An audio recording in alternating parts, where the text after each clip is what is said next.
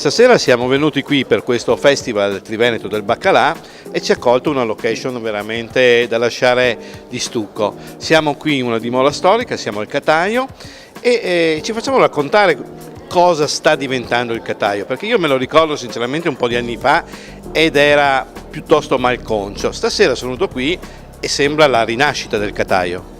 Ed è proprio così, quindi sì, da qualche mese, da pochi mesi il Castello del Cataio ha cambiato proprietà e quindi è iniziata da subito, direi, una fase importante di rinascita sia direi pratica, quindi iniziando già dei restauri che già si vedono e quindi già cambiano l'aspetto del castello e la percezione, ma anche direi una rinascita negli eventi, nella proposta per il pubblico di quello che viene organizzato. Al castello oggi il Cataio diventa appunto un grande contenitore, un contenitore non solo di arte ma un contenitore di eventi, quindi eventi come quello di questa sera, quindi organizzati per un pubblico invitato, ma eventi anche per il pubblico, quindi il castello si apre al pubblico che pagando un ingresso in quel caso viene a partecipare a uno dei tanti eventi che il castello organizza durante tutto l'anno, in special modo durante l'estate, quando viene dedicata una stagione intera agli aperitivi, alle degustazioni, quindi alle eccellenze del territorio enogastronomiche.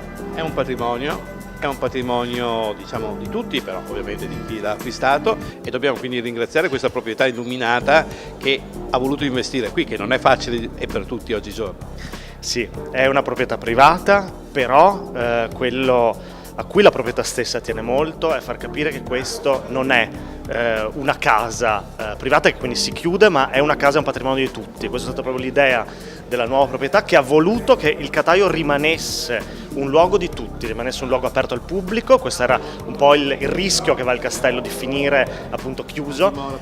Sì, esatto. E invece questa è stata proprio la grande novità di quest'anno, di ritrovare il Castello del Cataio come un grande bene per tutti. Il Cataio è una grande opera d'arte, quindi è un bene di tutti. Non ci resta altro che fare i complimenti alla proprietà, a te che sei un, come si può dire, come ti possiamo definire? Direttore mi sembra poco. Curatore. Un curatore, ecco, un curatore, perché effettivamente qui siamo in una dimora storica, questa potrà ospitare mostre, eventi di cultura e anche elevati, e quindi chiaramente ci vuole una persona adeguata. Quindi complimenti ancora al tuo ruolo, alla proprietà, e verremo qui, speriamo, per altri eventi.